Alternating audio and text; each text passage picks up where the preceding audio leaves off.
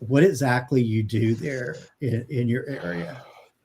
So predominantly in this area, like my normal routine through there is I park and I just sit there and just listen because you could pick up pretty quick if they're around. Like when these things are around, it's either dead quiet, you can just hear a pin drop, or you're just every hair on your body is just standing up and you're being watched by something. You just can't see what it is, because if you've not been in the Great Smoky Mountains National Park, you'll notice there's nothing but mountain laurel, rhododendron all over this place, and it's just an excellent place for these things to hide. I mean, for an example, me and some friends were down there one night in July, and we were working our way through this laurel thicket, and we walked right up on a 6-point buck, and we were on top of him before he even knew it. So Wow. if a deer and us even could sneak through the rhododendron and not even be seen or heard, be right on top of a deer,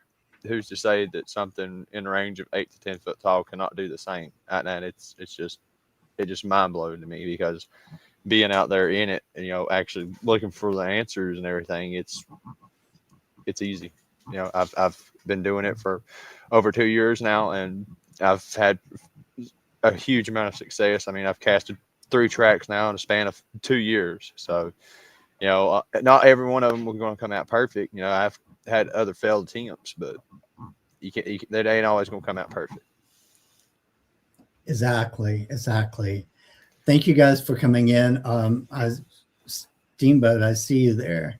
Oh, Steamboat, yeah. Yeah, there's and I'm probably going to be like in and out of noticing people in chat tonight because I use my notes quite a bit lately on things. So bear with me, guys, on that. Let me ask you this, because what we're going to be going over tonight is a little bit unusual for some people. Some people may not really be aware of this aspect of the research that you guys are doing. And that is structures and other unusual things that have been left behind. Now, when we're talking about this, first of all, before we even get into the photos and so forth, I want to ask you,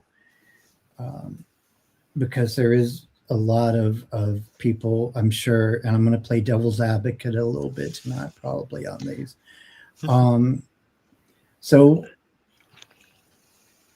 what is one of the things that really distinguishes a natural tree break or a natural tree falling or whatever from the intentional structures that you're finding? It goes a lot off of like the area, honestly. Typically you can discern if something's natural or unnatural, and there's some pretty good images that we may or may not end up showing, because I've got a ton. But the ones that really stick out to me are they're smaller ones. They're probably not even that tall, but these branches will be all snapped and broken, and they'll make like little tiny looking teepees of like the bigger ones that they make. So there's just, and then of course there's the ones where you'll find a log laying up 10-15 foot off the ground, and it's just perfectly balanced, and there's no tree around the general area from where it could have came from. So how else does a log end up there? And this area is not known for flooding, so a flood isn't going to cause it. And you get, there's so many variables that you got to go through and discern, is this natural or something with intent and hands had to do it. Right. And since we're already going there, that's kind of an example there. I think is a really good example, actually. Yeah, that one's there's another angle of that one as well. And that one, so right next to that tree that is in front of where I'm looking, that's actually where that tree was supposed to be at. So how in the world did that tree, if it was going to fall naturally, it would fall straight, and it was flat ground there, so it could have fallen any direction it wanted to. But how does it fall and end up 10 feet away from where it's supposed to be? Much less up 8.5, 9 foot off the ground. Right. And that's one of the things I want to emphasize. So some of these pictures tonight, I know there's this one, at least one more, that you are actually standing in to kind of give people an idea of how tall some of these things are. And you stand at, the very petite height of 6'6". So, I'm sure most people can't even comprehend that, but guys, I can tell you, I have been face to face with Harley before. It can be kind of interesting trying to look him in the eye for a few hours. So, yeah, absolutely. That's what everybody says. Everybody says you're a giant. I'm like, yeah, more than you expected. Yeah. Well, especially for that area, because typically a lot of people, the mountain folk, are a little smaller a lot of times, and so it definitely does stand out. But it also helps a lot with our understanding. I mean, so you stand at 6'6". What is your arm span for one arm? Lord, I don't know how. I'd say I know I can reach 8.5 foot. Like if I reach my arm straight up, I can reach it about 8.5 feet. So flat-footed. Yeah, flat-footed. Dang. Wow. Yeah. So I get it. I'm just like, I want people to have an understanding of exactly what we're talking about here when it comes to trying to gauge these things based on you standing in the picture. Because let's face it. I mean, as balanced as that tree is, it would be really hard even at 4 feet. Well, for a certain extent on this tree, it is balanced like that. But the top of the tree is kind of like bent down like this, so it's balanced out. And then what those things have done, they've just bent the end of the top of the tree, so it makes a big intricate structure. And like there's like so many different parts to this. Wow. And this will be in the documentary Operation Smoke when it comes out, because I actually found this back in March of 2024. Actually, was it? No, it was 2025. Yeah, it was March of 2025, because Jim Powell was with me. We were out there and we found that back in March. And then when we came back in April, me and the group of 11 others, we went down there during the daytime, and we were looking at it like that. And then when we had went back that evening, with all the craziness and stuff happened, they had added more onto it because there was some fresh green foliage added in with the formation. That is one of the things that I'm curious about with some of the structures too, because it seems to me that some of the ones that we're going to be looking at tonight look a little bare compared to like it, because they actually we'll just go and pull this one up because I want people to understand what I'm trying to say here. So this, for instance, appears to be almost a TP type, or definitely looks more like a TP than just some kind of random structure. That one is actually from out your way in Middle Tennessee. I can't say where the location is, but it's in Middle Tennessee. That's where that was at, on a wildlife management area. Oh my goodness! And there's actually I don't know if you got the picture of me standing next to that thing, but with me standing in front of it, just gets a sense of scale on how big it is. Because I mean, I thought when I found that at first, I was like, yeah, maybe some Boy Scouts or something could have done it. But then I got to thinking, I'm like, there ain't no way, because there's no ropes or anything up on the top where it's all intertwined and twisted together. I was like, this is not something done naturally. So I guess what I'm trying to sort out, though, is Do you think that when they're actually actively using this, that they may use greenery to kind of cover it somewhat? That's a really good question. I mean, then he goes to the fact of thinking like, are these just for looks? You know, like the arches and stuff. Those arches, those are really cool to find. And then you're just like, you know, what are these indicating? You know, I mean, you could tell where something had been laying in there, yes, but do I think they cover them up or anything like that? No, I don't. But who's to say they don't? I mean, they very well might, but I just don't see why they would. They've already got it like that. That I could be wrong though, but that's just a part of the thing that you got to do. You got to ask the questions. You got to figure out and discern what's really going on here in the bigger. Right, right. Well, that's part of the reason why this particular phenomena is very interesting, I think, is because there's some of these things like you guys have, and I don't know if I actually pulled up one of the pictures of the more complex structures or not, but I know I've seen some. I know I sent you like almost 100 different pictures of the different types of the ones that I found. Like I found so many, and that's not even half of the pictures of stuff that I found. It's insane. Right, and I have yet to find the upside down tree in the ground though. I have yet to find that. that has got to be one of the most bizarre things I've ever seen, and I often wonder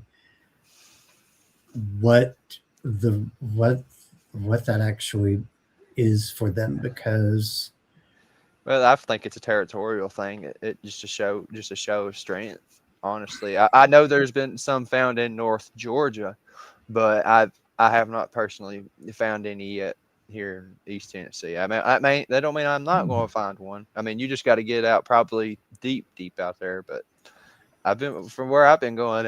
I've been pretty far out there. so that leads me to another question. Like, especially with the X structures and so forth, which are pretty common compared to some of the other ones. Mm-hmm. Have you noticed a difference between the ones there in your area as compared to the ones in other places locally? And is there a difference between the ones in Appalachia versus the ones in the Pacific Northwest? There's subtle differences. I know some of them are.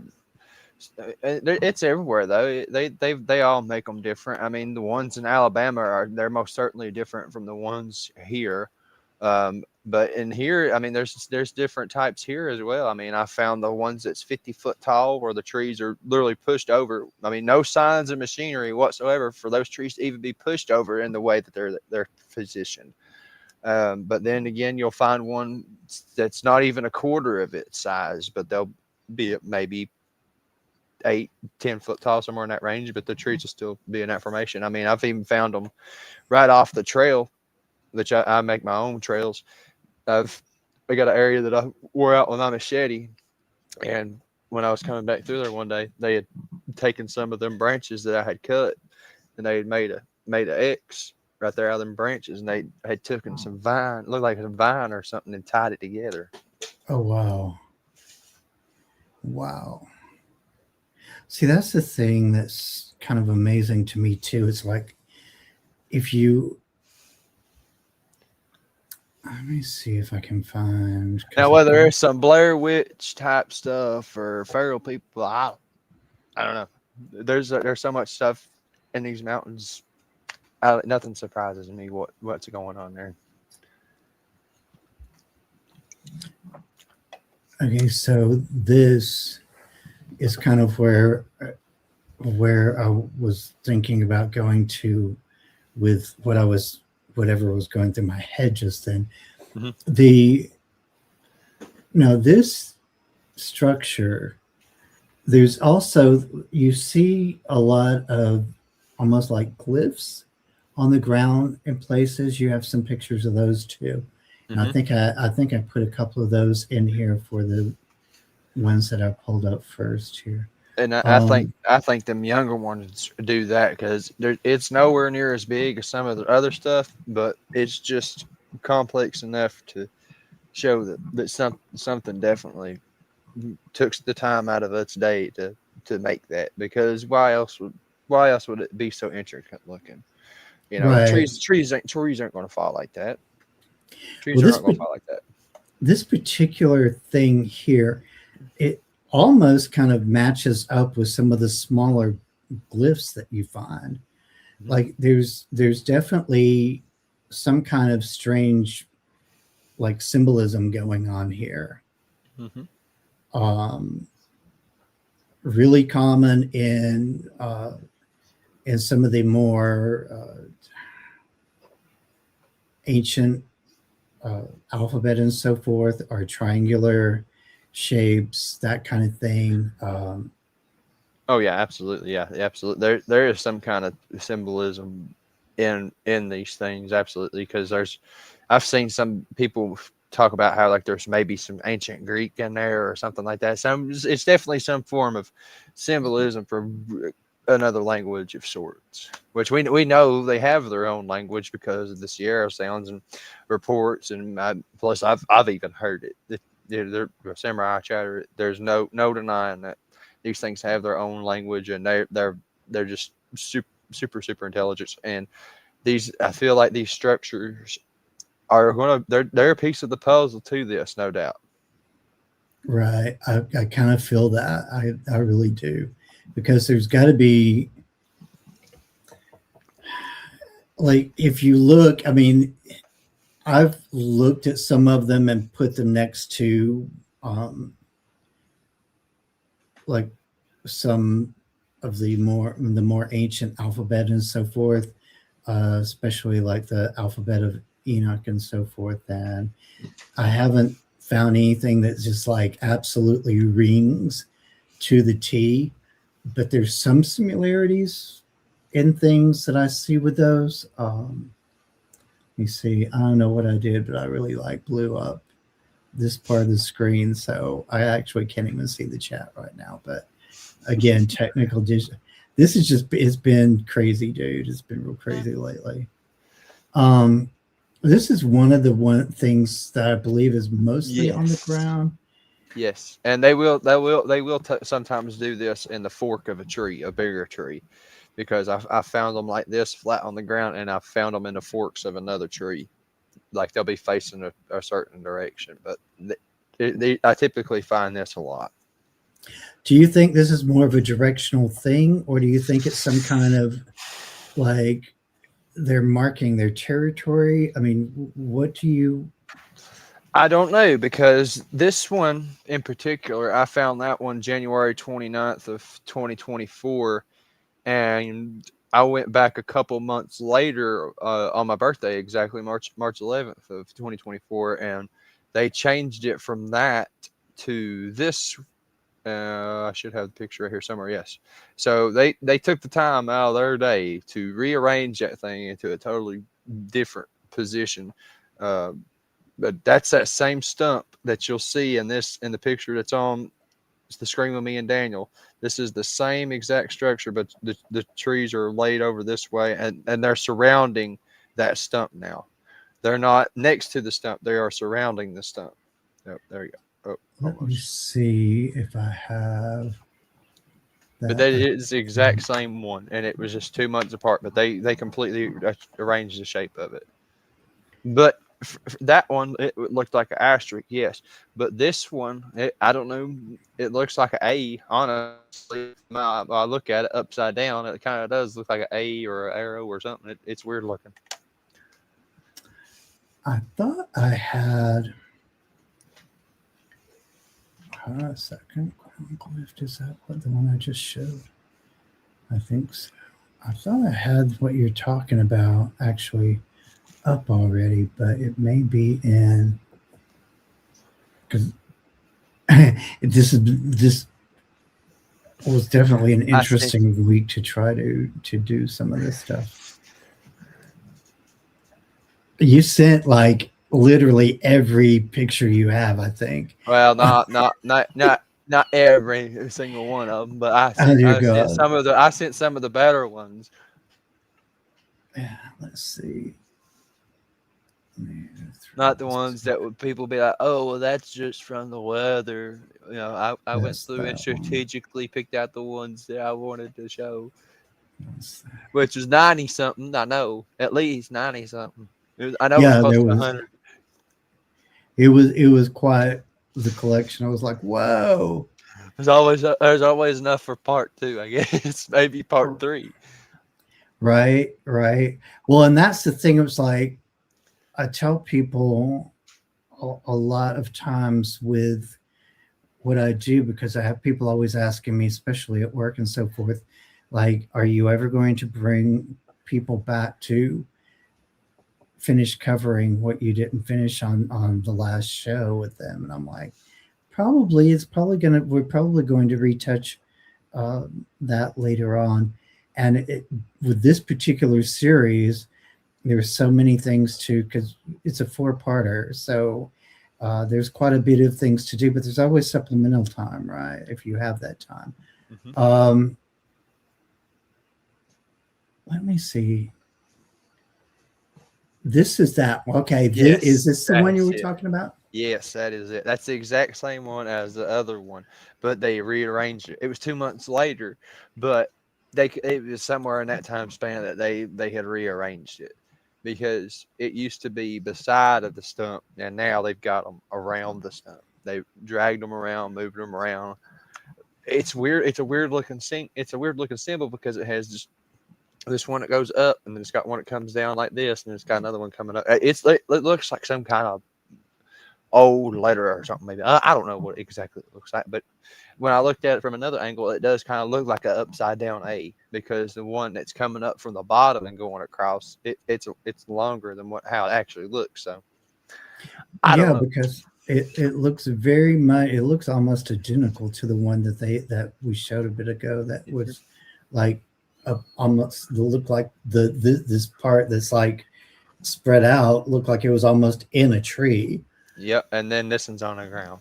Yeah, that's why I'm like, and that's one of the things that makes this very interesting too, is we're not talking about just a bunch of random things that show up every once in a while. Like in different areas and different places throughout all of the southeastern area, people have found the exact same stuff over and over and over again, as far as like some of these structures. Like the basic makeup is very much similar or the same. Mm-hmm. And it's beyond coincidence at this point.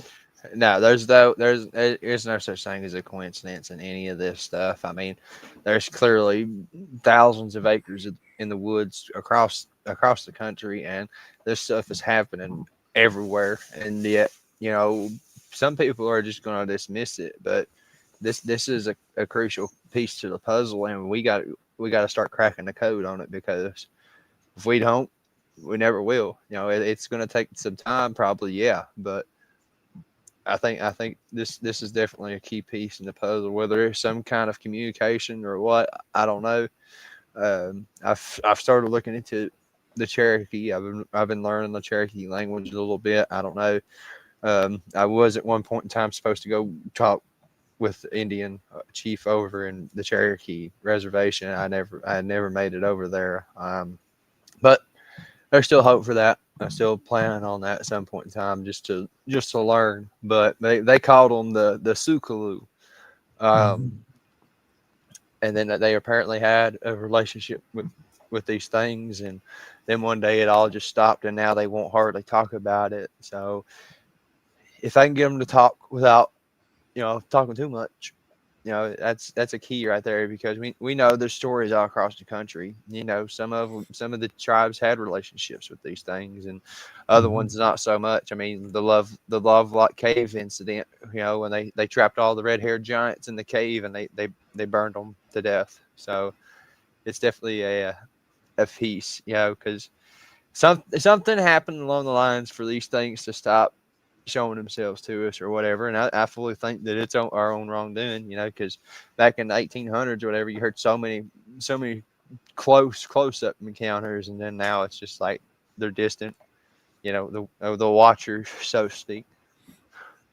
Right, right. I've noticed that the it seemed like it's almost on a case by case basis in a strange kind of way, whether they choose to communicate with somebody or not, or if they want to show themselves even, or what.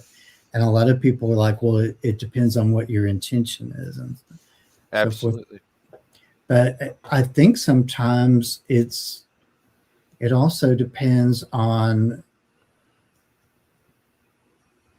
other factors as well, and I'm not really sure what the determining factors are yet.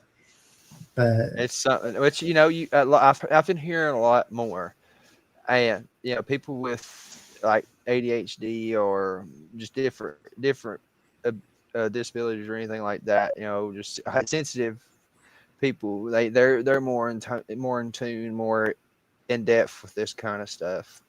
Much less the RH negative blood types and things like that, and those that have not really, I guess, so to speak, included ourselves with the society stuff, because I've heard that, people that are not eating the food and stuff like how it is today, all the stuff that they've added in food and everything, like they got that third eye open. That's what I've always heard about the third eye, not being able to see what others can't.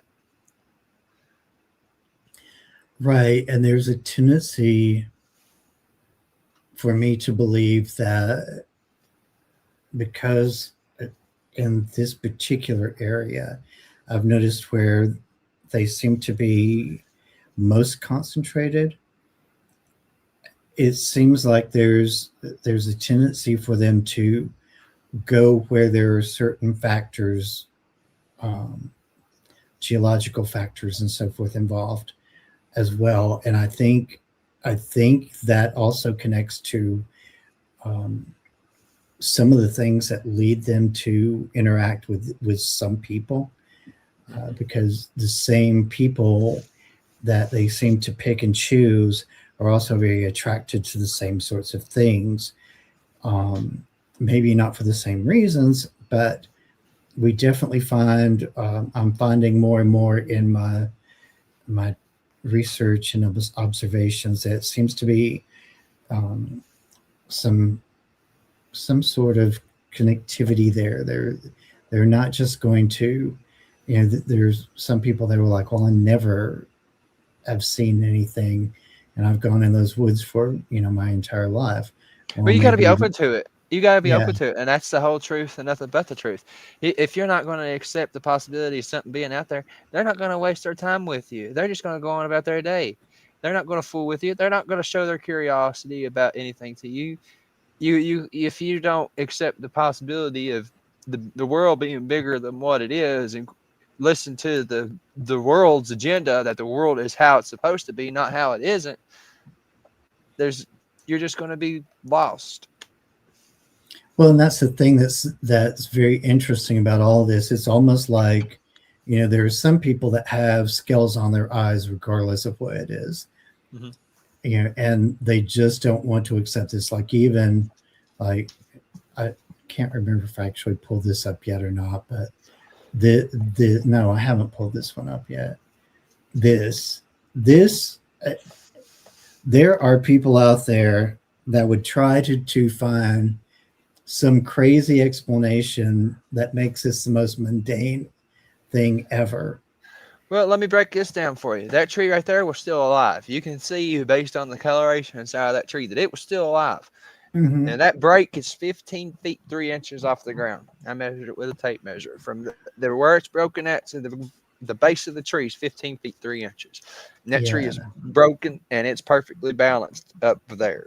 So something with intent clearly done that, because you got to think, if that tree broke naturally, that the break where it's broken at there off the ground, it would be down on the ground with the tree laid up in that groove right there. It's not Mhm. going to be perfectly balanced right there because all the weight's going to go to the ground. Gravity's going to pull it down. Yeah. Something with intent made that. And let me ask you this, because it looks like that's actually another X formation there. Is that what I'm seeing? That tree that it's propped up on, actually, it just comes up from an angle. I mean, that very well could be what it is, but I was just going off of how perfectly balanced that thing was. Yeah, it's like Now that you mention it, it does look like that. Yeah.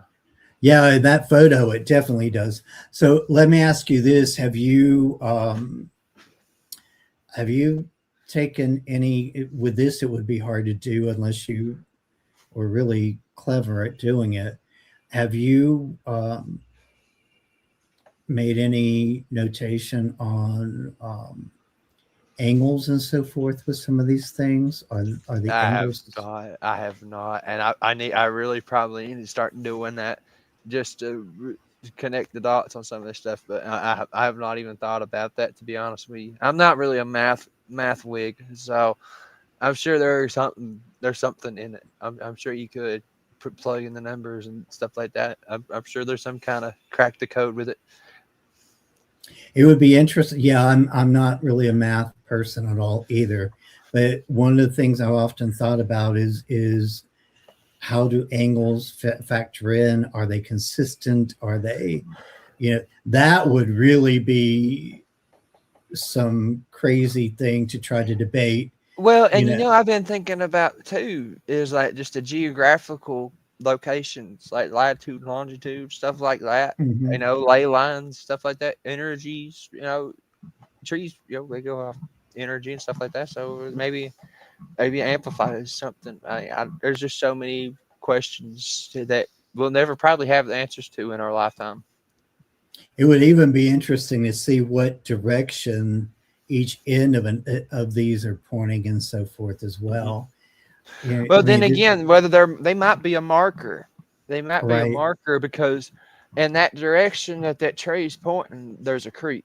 There's a creek that runs off the Mhm. mountain. So maybe it's pointing in that direction. I don't know. That to my knowledge, if I remember right, because I hiked that way, there it does run into a creek, which is pointing at that very first one that we showed where I was reaching up and that tree was laid over like that. So it is pointing in that general direction. Yeah, yeah. And see, that's the other thing too, is the connection with water all the time. Obviously, water plays a really big part in keeping things alive, but it's very interesting how beyond that, water is usually connected to a lot of mysticism and so forth. People are always trying to tie um, Making cryptids. moonshine. There's that. Hey, what do you know? We could have, like, instead of having Sasquatch soap in the men's department, we could have Sasquatch moonshine. That would be Squat awesome. shine. Squatch shine. There you go. The thing is though, is with these structures, I think one of the things that is to me really curious is to find out how consistent they are with some things, as far as like I said, with angles, with even the types of trees that they're using. Is there something significant about the trees that they're using? Are they specific types? Do they just use whatever trees are available? What is it that, what are the things that could be possibly? Well, I think typically there's, from what I've noticed, it's all been different types of trees. They ain't all the same. Every one of them's been different. So there's something about it. I don't know what it is yet, and that's probably be something that I'll probably carry with me to the grave, honestly, because we'll never know. We'll never know the true meaning of this stuff. Yeah, I mean, the likelihood of actually knowing exactly what any of this is really there. Kind of, a lot of us. I think we find answers to one thing, or possible answers to one thing, and then we find 20 more questions right behind it. So it is Yeah. Always more questions than answers in this. Sadly, so. Um, One of the things, though, if you guys have any experience with finding these structures in the woods, or have an idea of what you feel they actually represent or may represent, drop me a line in the comments too. I'm really curious about what what other people's observations are, because one of the things I'm finding is uh, even people that are not capable of actually going out, and doing boots on the ground research, if they really study these things, sometimes can find some very interesting details that we others may not. And it's definitely one of those things that I'm curious And about. I will say this: you don't have to get miles and miles off the trail like I do. I mean, heck, sometimes I can get out of the vehicle and find one not even 20 yards off to the woods. And it may not be a real great big one, but it'll be one of them smaller ones. Right, right.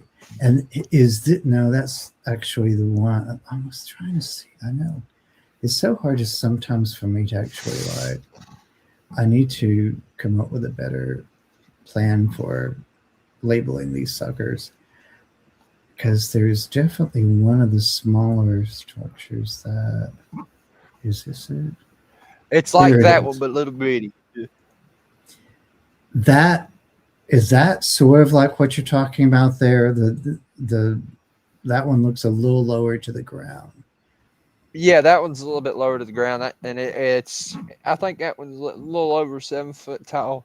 That was one of the first ones I had found, and since then, I found that December 14th of 2023. But now that one's not even there. I mean, part of it is just the one that's on the left hand. What we're looking at to your left. The other two were broken and destroyed. Looked like they'd been eaten, or a bear maybe tore it down. But I highly doubt it was a bear, because I've been going in there 2 years. I ain't seen the first bear, much less find bear tracks or anything like that. So I think it was them. But those, I haven't found another one like that one yet. Not quite like that one. I found one that has more added onto it than just 3 logs, but there's definitely different types. Like there's and Robbie Farrell's in the chat. I seen his name pop up there. I took Robbie was actually I've shown Robbie that one. But Robbie can tell you this place is full of sign. There's so many structures in this place you wouldn't believe it. Well, and that's one of the things that actually I probably would not be that surprised, to be honest with you, because I work out there several months out of the year in East Tennessee, and some of the things that I'm becoming more aware of every time I go out there is just, I'm almost to the point of not being even shocked or surprised anymore. It's just a lot. It's a lot. This is a hotbed, guys. I mean, I don't even know. Like, so I posted a non-cryptid story last week of a guy who was going out there to go hiking in one of the areas there in the mountains, and just randomly had the most unusual paranormal experience I've had anybody tell me in a while out there. So, with Appalachia in general, it's kind of crazy, but I got to tell you, East Tennessee, all the way up into Asheville, that is just it's a hotbed. It's really no words for it, to be honest with you. On Well, my especially map, since the hurricane. oh God. So let me ask you this: has there been any change in their behavior as far as um, structure-wise or otherwise since the hurricane? Not really, not really the structures or anything like that. I would say that the demeanor had changed a little bit. typically I could go in there. They wouldn't throw rocks or anything like that, yell at me or do anything. But when the really only scary incident that happened was in September of this year, and Robbie was with me, and we got chased out by one. He was a big boy. He bluff charged down that bank at us, and he was shaking them laurels, and Robbie was in front of me. I told him to go. I started pushing him. I said, go, go, go. He's like, no, because he had little short legs. Bless his heart. He was trying to run. I said, just go. Don't worry about me. And, he, oh, bless his heart. And we got up to the flat part because we were down in that holler, and we turned around and we looked, and he was standing down there and he was looking at us swaying back and forth down there like this. Scared me and Robbie to death. And we're pretty sure he followed us all the way back out because we could feel the feeling of being watched. And I tell you, I didn't have a gun with me, but good thing that Robbie had a spare one because it was about to get real quick. Wow. But it definitely seems like since the hurricane, it's definitely amplified everything. I feel that when I've been there, things have definitely picked up and increased since then. I'm very careful about where I drive to getting there from here because I'm in the metro area, Nashville metro area, basically. And the areas that the GPS tends to want to send me to are not the areas that I go to any longer through Sparta and all that, because I do know there's been a shift since the hurricane, and it's not just in that area. All of this area through here. I think it's throughout the state. It is. Like, I can tell you now, where I live at is right on the outskirts of Murfreesboro. Like, if I drive 2 miles down the street on 96, I'm out in La Casas in that area, like toward the country area, heading towards Sparta and all that. And it only takes me an hour to get to McMinnville from where I'm at. So, that's not bad. Heading toward the Cumberland Ridge area and so forth. So I did an experiment because I know, and next week, you guys, just to give you a little heads up, Daryl Ditton and Beth Collinsworth are coming on to discuss some more experiences in this area. So with that, Lebanon is only 30 minutes from me. I took out my dowsing rods one day and I was like, are there cryptids near me? And I got a definite hard yes. And I was like, are they within a mile of me? Nope. Are they within 2 miles of me? Boom, hard yes. 2 miles of me. And the specific cryptid that I was asking about was Dogman that day. So, one of the things, and every time I've asked that, it's been a consistent pattern every single time I've asked. Several times on several different days and several different times a day. So, well, that's a whole different rabbit hole to go down about those things, and I fully believe that's all going down in the lab over in Oak Ridge. Fully believe it. Nobody's gonna tell me no different. There's a lot going on over there now, a lot. As a matter of fact, I'm going to be in Oak Ridge this week. And oh boy.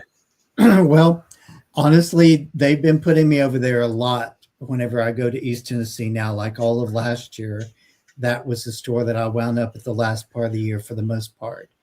And now I'm finding there's reasons behind that. So there's things that need to be done over there. I will say that. So you guys stay tuned for what happens next with that. Which most of that area all over and through there, like the mountains through that area, like Harriman and Kingston Springs and all that. There's just so many places for those things to hide. Much less there in around Melton Hill, the lake there, Oak Ridge, and all that. Watch Bar Lake. There's just so many places for these things to hide. And nobody, I mean, much less around the woods of Oak Ridge. They've got such a heavy presence there. You couldn't step in the woods there really. I mean, if you tried, you probably could, but I wouldn't risk it. Right. No. Brian Jeffrey has come up with enough. Brian Jeffrey does enough. Look, I'm telling you, he is my go-to for where am I most likely not going to want to go in that area, because he's going to find the place. Oh Lord, people shoot at him and everything. I hate it. Bless his heart. I hate it for him, but it was funny because back in April of 24, when I got that real good picture of that dog man in that creek, Brian went out there shortly after I was out there. Mm-hmm. And he said when he got out there, he had just got out of his truck. He said there was a machine gun start opening fire. And he pulled out his gun. It was all on video. He's got it on his YouTube channel, The Forks of the River. A dog man captured on camera. And he literally gets out of his truck, and then he starts hearing all this gunfire. And he's like, he gets into some pickles. He really does. Yeah, although he has a really, really good, clear video of a juvenile Sasquatch literally standing in the middle of what looks like a dirt road in one of his more recent videos. I've seen that recently. So I definitely use him as a good kind of source for where not to go to in East Tennessee. And yeah, he's got a set on him. I'll just leave it at that. Yeah. The thing that you mentioned, Harriman, in that area, I've actually had a few people clue me into some places to check out. They're in that area recently, and some of the locals there in Farragut, and I'll probably do just that coming up. These places are not necessarily in the wooded areas, so. Well, that don't mean nothing to these things. You'll go into subdivisions, and Scott proved that. Scott Carpenter proved that. They'll go right up into them subdivisions. They don't care. They're so smart and stealthy. They don't care. If you go back and look, there's documentation that at least once during the 1970s, one walked right down through the middle of downtown Maryville. So there's that. And then, I mean, well, the day of even, I can't remember how the exact report went, but here in the town where I grew up, there was, I can actually pull up the FRO report right here. Actually, hang on, let me find it, because it was just so fishy, because there was a bunch of pets just turning up missing, and people saying they seen this thing. Hang on, let me see if I can find it, because this report was just where's it at? Hang on, I can't find it. But the subdivisions and things like that, nothing is going to stop them from getting what they want. If they want to get in the trash, they're going to do it. They want to get in your dog food, cat food, they're going to do it. They want to be nosy, they're going to do it. There's nothing can stop these things. You think you're really going to step outside, stop an 8 to 10 foot tall creature weighing anywhere in the range of 500 to 1,000 pounds? You really think you're going to go outside and stop it, yell it, and scream at it? No, Lord, no. Exactly. And that's the thing that I think people really don't understand in the long run. I don't think a lot of people understand that we're not talking about, 6 to 8 foot tall creatures all the time. The smaller range ones. We're talking about some that stand much taller than that. Well, and I'll tell you, I found tracks in my area recently several different tracks left by the same creature. They're 30 inches, 30-inch tracks, Mhm. 30 inches Yeah. long. Now you got to think about that. I'm Yeah. I'm 6'6" and I wear a size 12. Okay, if I doubled my foot, it'd be 24 inches. So I figure I'd be a little bit over 12 foot tall. Something with a 30-inch track. Talking about something that's over 15 feet tall, at least, if not more. Right. Right. That's the thing is like people, a lot of people, I think, really cannot comprehend when we talk about the size of these things, some of the things they're capable of doing. I think they think that we are exaggerating or that we are, kind of Mm-mm. a little bit, maybe even a little bit touched. But I can tell you now, my personal experience, and there's actually, I actually finally did about a 20-minute description of one of my experiences near Sparta and a recent recorded upload that I did. Uh, my personal experience is that they're way more capable of doing some things than people understand. And if I was really interested in exploring the reasons for it, I would, but I really don't want to know right now at this point why they do some of the things they do. But I will tell you Yeah, that it's weird. I will tell you this. I do know that they have an understanding of the machinery that we operate. That much I will tell you. Um, yeah. I don't. So, Okay, but I found that report from here. Happened back in 2003, Thursday, October 23rd. That 2003 was when it was submitted, which is weird, because when I tried to find it on the BFRO app, it's not on there, but on the BFRO's website, it's still on there, which the app should be pretty much up to date. Why isn't this on there? But I don't know. It's just I'm probably just overthinking this. But it says unidentified primate continues to attract attention in Campbell County, 2003, October.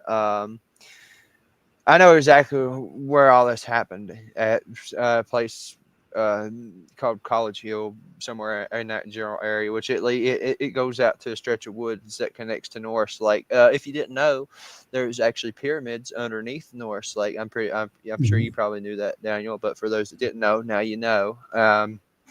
But this was reported on the news that some monkey business was going on in Campbell County. Some people said they seen a primate terrorizing the residents and the pets. Campbell County is the only one center receiving calls about the creature for weeks, saying it was a chimpanzee, a very large chimpanzee, uh, killing cats and dogs. College Hill community were cited, and one of the woman that lives on that road said that she believed that it had actually come into her house because there was some stuff rearranged and stuff in the house left open, and it had come into the basement, scattered clothes everywhere, stuff like that. Um, Wow. see, there was another thing I had read on here, but this isn't going to be on the BFRO's website though. But a friend of mine, Matthew Delph, he lives in Cumberland Gap, and he was telling me that they did, in fact, send the military in on this thing. They did kill it, and they did extract it. Wow. Somehow that doesn't surprise me at all because I think there's a heavier military presence in these areas than we understand sometimes. And I've also seen Well, like, I didn't realize there was so many military bases here. Period. oh yeah, every time I go that way, Harley, I like I'm 40, they don't even hide it. There's literally always military vehicles driving around on 40 all the time. I mean, not every single time I go, but like enough to know that they're always tracking through there, and I realized that they do different things, exercises and so forth, and whatever throughout, that area toward training purposes and so forth like that. But it seems very strange to me that, like, just all of a sudden you have caravans of them coming around in certain places through there that I know there's stuff going on. Okay, I mean, like, case in point, I remember me asking you about the one area that had all those armadillos that were just like on the side of the road for no reason whatsoever. Like, That's weird. Yeah, it is. And so on the way going toward East Tennessee from Nashville, okay, like, I got to a certain area there, and every once in a while you see one or two, but I'm talking about there was a group of about 6 or 7 in one spot, and just down just a little ways from there, not very far at all. As a matter of fact, they were almost side by side. There was another big group of them, and then another big group of them. So these things had been ran out, and they had been hit by cars. I mean, they weren't alive, but there was probably, if I really had to guess, because it's been a while now, I would say probably about 15 or so altogether in that one little area. That's And wild. Well, that's like all these prescribed burns and stuff. There's a purpose in behind it. They had the prescribed burn going on at Cates Cove, of course, just this past week. And this new place that I was starting to go into research, there was no sign, no nothing. Then the next day he came back in there. Oh, there's a prescribed burn in April. Why? Yeah, I realize it's going to help the forest regrow and stuff like that, but why? There's got to be another reason to it. They running something off, or are they just trying to maybe do a population control of sorts? I mean, really. Well, remember, I sent you the link to when they were doing the nightly closing in the one area, and they were just closing down the road every night in that one area, and I found that very interesting because it didn't make any sense to me. It made no sense to me at all. There's a method to their madness, and they know what it is, and you'll never know unless somebody comes out and talks about it, being a whistleblower. Yeah. That's definitely one of the things about that particular area over that way, that, like, every time I see something like that, it kind of makes me a little cringy. It's like the whole thing that happened during the car show this year. I'm convinced, and this is going to sound real paranoid, but I'm not going to apologize for it. I'm convinced that was basically a psyops. I believe it was set up to distract people from something bigger. Oh, you talking about at Rod Run? Yeah. It was weird. It was very weird. It came from out of nowhere, and I mean, if you think about it, if you pay a teenager enough of money, they'll do anything. So, pay off of 5-10 teenagers to set something up, they'll do it. They'll definitely do it. And they're going to have fun in the same process. Yeah, they'll go for it. They'll eat it up like dough. So, oh yeah, I'm definitely convinced something was going on over there at that time. It'll be very interesting to see. See what else we can dig into as we go along on this series, because I know. And I kind of want to touch base on that too, because that the older gentleman that's been missing down there in North Georgia, they've been missing for what, over a month now, at least. Mm-hmm. That old gentleman that just disappeared out of nowhere. Like, they sent people from Knoxville even down there to go look for him. They haven't even found a trace of that guy, and that's just like what happened to Dennis Martin. When he just disappeared out of nowhere. There's just all this missing people and stuff like that. There's something going on, and who knows? I mean, there's a lot of people that come down here for a route run. Maybe it was something just to thin down the number of people that's coming out here. Maybe because they know that there's the population increase these things or something. I don't know, but it's still surprising to me that people that go through Cades Cove, even they're not going to pay attention because they're either on the phones or they're just not really paying attention. But I couldn't tell you how many times probably there's been people in Cades Cove see one of these things and, oh, that's a bear. Because when they do that spider crawling, they get down on all fours. They do that moving around. I wouldn't. It wouldn't surprise me that somebody probably seen one and thought it was a bear. Right. That's the thing. It's like you have to be very observant when you go to Caves Cove, period, because I know there are other things other than just cryptid stuff that happens there. And people walk through there and with blinders on a lot. But no matter what time of day you go to Caves Cove, and no matter how many people are there, you can experience a lot of things there other than seeing the cute little bears and so forth. So, yeah. I mean, again, Brian has caught things there before. Was it in one of the churches that he caught the thing stomping from the door to the pulpit, I think it was. I think it was in one of them old churches. I think it was one of them old churches he was at. Yeah, the video I'm talking about. Yeah, I mean, you could clearly hear something stomping across the floor from the back door or the front door of the church all the way to the pulpit. And that's why I'm saying it's like Cades Cove. You literally have to be deaf, dumb, and blind not to have some kind of experience there. Well, and that's like the tree structure thing. Even to get back on the tree structure, I know we kind of stumbled out in left field a little bit, but you can drive through Cades Cove and see tree structures all the time.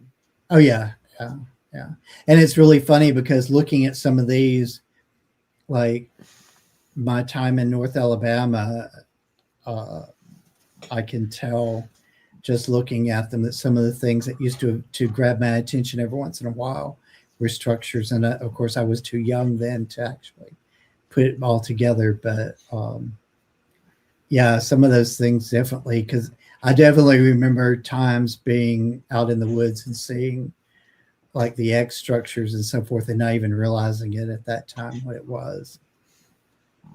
So it's definitely interesting, this whole area. That's why I'm saying it's like, I know there's a concentration around the Lebanon area and so forth. And Lebanon is not that far from Nashville proper. So the structures are probably like literally within eye shot on the side of the road in some places. That's the funny part. Well, that's me. Like right now how the leaves are off and stuff, like I'm eating it up. Like I'll be driving down the highway and I'll be looking over. I'm like, that looks interesting. Like, yeah, I'll just, because it's really going to be the only time I'm going to be able to take notice and actually look. Right. That's the thing of it. I mean, if you really observe, you can find these things. And the tree breaks, I think, are probably one of the, like, if you can't tell anything else, if you're walking in the woods and you see a tree that's been twisted and broke 8 foot or higher off the ground, if they don't give you a clue, especially if none of the other trees are touched. I don't know exactly. That's the big key. Yeah. Because they're never, it's not like you see these things where like all the trees in that area are affected. That's the thing of it. It's like, it's particular trees in a very compact area, or a tree, that's bent and twisted or whatever. You don't see you don't see like areas that look like a storm's come through. It's not Yeah, like that. exactly. It's not like that at all. And these guys, I mean, other than the short period of time that you were in Central Tennessee last year, have you really spent much time out of East Tennessee ever? Not really. No. So you would be one of those people very familiar with your environment. Absolutely, 100%. Yes. Exactly. And see, that's why I'm saying a lot of these guys, I mean, if you live there, why would you want to be anywhere else, first of all? But if you live there, a lot of these folks don't have a big desire to go very many other places because that's their home and it's beautiful and it's amazing. And they grew up there, a lot of these guys. So, I mean, they grew up in these wooded areas. They know the mountains, they know all the back alleys, they know everything about the area because I can tell you now, wherever you're at, that's the way it is. If it's home, home. For those that have like Yeah. stable lives, home. And Yeah, that's there's no these place. guys. There's no place like home. I could go to the Pacific Northwest tomorrow, and I would probably not go because I know they're here. I don't have to go nowhere else but here. It's because I know they're here. Right, right. Well, and Although with I'd this, like to go. it's worth going at one time at least because it's very beautiful up that way. Not the same way as here, but it's got its own beauty. It really does. The one thing that I really want to point out as we're starting to top off the night is with this series, we're going to do this. We got 3 more to go after tonight. We're going to do this once a quarter this year. So mark that on your calendar. Every 3 months from here out, we're going to do this year to kind of bring together a series that you can go back and kind of sink your teeth into again and again and watch it and get some kind of new thing every time. And each one of these episodes is going to touch a little bit differently. Tonight we focused mostly on structures. The next week not next week, but the next episode that we do, I really want to talk about some of the not necessarily woo factor things, but the experiences that people have had, you in particular, and some of your folks have had that you can talk about with them on the very practical, real level that people can wrap their head around, or like experiences where you've heard them, you've seen them, you've watched what they do.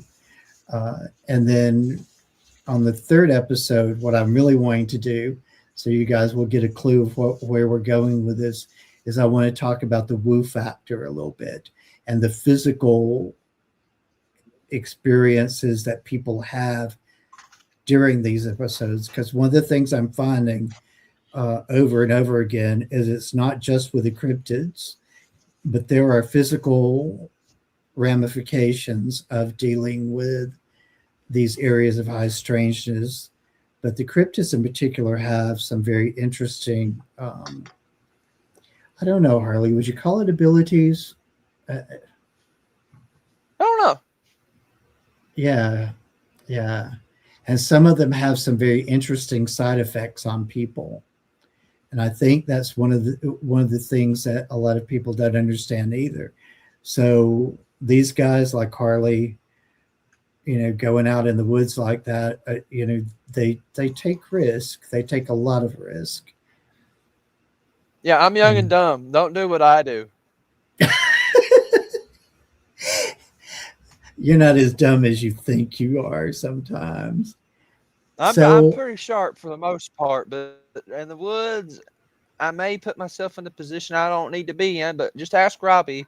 I didn't listen to my gut, and what happened? We got chased out of the woods. Okay, I'll give you that. You do have sort of a open mind about breaking your own neck in the woods sometimes. I get that. I'll say it like this. I'm like a blue tick coonhound. When I'm on the trail, there ain't no stopping me until I'm treed. That's true. That's true. That I've actually like witnessed some of the stuff that you've done on videos. So yeah, I do know that. Yeah. Yeah. Sasquatch and Hala on my YouTube channel. You can check out those videos. There you go. And I know I didn't do a very good job of like popping up some of the links tonight. Pam left some really great links. Hey, Mama Pam had it done. I seen Pam popping them links in there. I seen her. Right. I need to go back and adjust one of them. I think the one in the description for TikTok may not be working, but so I'll go back and check that one after the show tonight. But I definitely have those links in the description as well, for those of you who are curious about checking out some of the stuff on his Harley's social network. So Harley, before we get out of here tonight, and what is a final thought you would like to leave with us tonight about the stuff we've covered? Get out and look for it. You know, you ain't going to find it on the couch. You want to have to get out there and actually go look. If you have any questions, or if you think you found something, take a picture of it, send it to me or Daniel. If you send it to Daniel, you can't find me, Daniel can send it to me, or however it needs to go. You know, spent a lot of hours in the woods these last 2 years, and I'm not an expert by no means. I'm never going to claim to be an expert. I'm humble and down to earth. And if you think you've seen something, you know, and you took a picture, it's there most likely. And I will believe you, because there is a part to these things that it's not all flesh and blood, but keep your heads on a swivel when you're in the woods. Listen to your gut. I will say that your gut will keep you alive.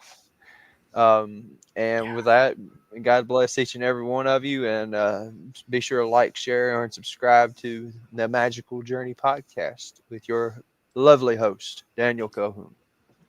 Thank you very much.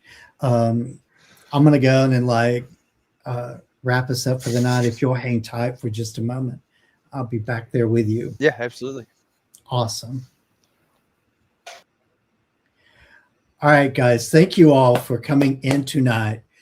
I have been waiting for this opportunity to talk about this for a few days, ever since actually a couple of weeks or so now, ever since I really got this series booked and ready to go. I think this is a series that all of you will benefit from. At the end of all 4 of these, there will be a playlist just for these 4 episodes. So you will be able to go back and check them out. They'll also be listed in the playlist for the Bigfoot playlist as well. But this particular series will have its own playlist as well.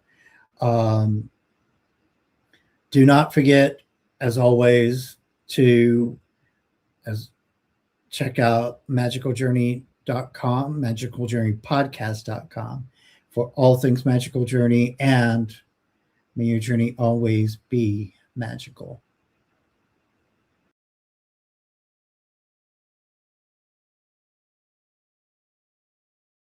I've waited for so long to see when you come back to me.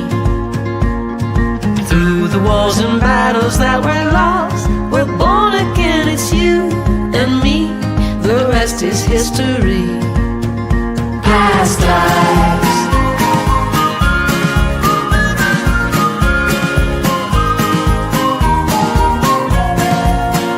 Past lives.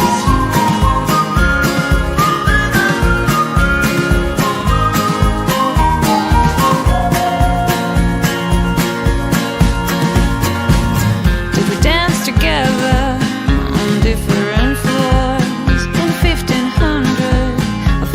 104. We must have been lovers, we must have been something in our past life.